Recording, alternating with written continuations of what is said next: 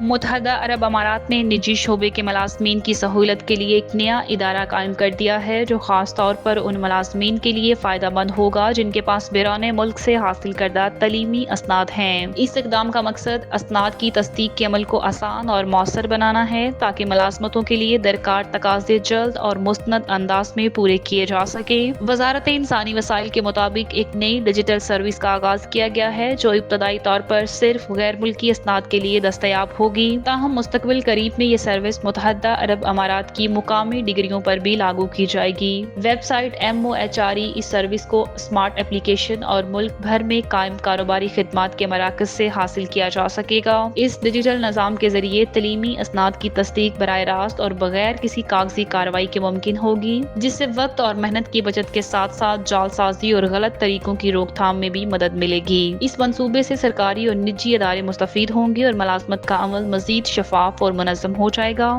دوسری جانب متحدہ عرب امارات میں سیاحت اور ٹریول کے شعبے میں روزگار کے مواقع میں نمایاں اضافہ دیکھنے کو مل رہا ہے۔ عالمی سفر اور سیاحت کی تنظیم WTTC کی حالیہ رپورٹ کے مطابق سال 2025 کے اختتام تک UAE میں سیاحت کے شعبے میں 9,25,000 سے زائد ملازمتوں کی حمایت کی جائے گی، جو اس شعبے میں غیر معمولی ترقی کی نشاندہی ہے۔ رپورٹ میں بتایا گیا ہے کہ صرف اس سال 26,000 سے زائد نئی ملازمتیں پیدا ہونے کی توقع ہے، جبکہ EIR کے مطابق 2025 میں بین الاقوامی سیاحوں کے اخراجات 228.5 بلین درہم تک پہنچنے کا امکان ہے، جو 2019 کی بلند ترین سطح سے 37% زیادہ ہوگا۔ متوقع ہے کہ 2025 میں UAE کی معیشت کو سیاحت کے شعبے میں 267.5 بلین درہم کا فائدہ ہوگا، جو ملک کی مجموعی پیداوار کا تقریباً 13% بنتا ہے۔